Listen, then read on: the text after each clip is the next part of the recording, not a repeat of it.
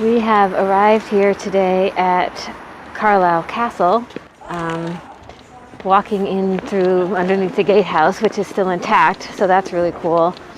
We are faced with an enormous bailey, which at the moment is full of buildings that are from the 19th century because Carlisle Castle has been garrisoned since then.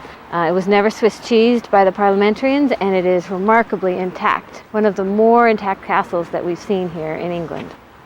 Looking across the bailey would have been the stables, and that is where David and Yeyin were imprisoned by the Castellan of Carlisle.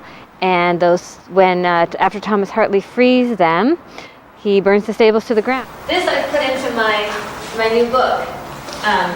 It's a little door that enters in between the two portcullises, and it's a way to come in, and then you can go through this little door, and then you can come around without having to lift up this second portcullis. Carlisle Castle represents 9 centuries of military and royal activity near the Anglo-Scottish border.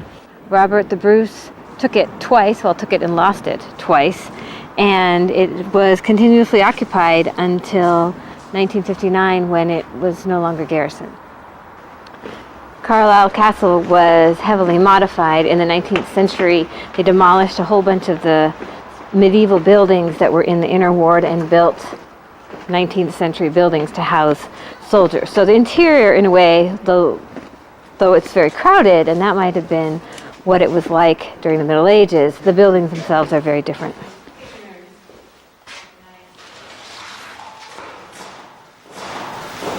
So David and Yeyin were not put in here.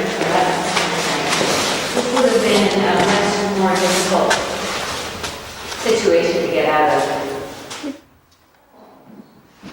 Carlisle Castle was also the final scene of the Jacobite Rebellion.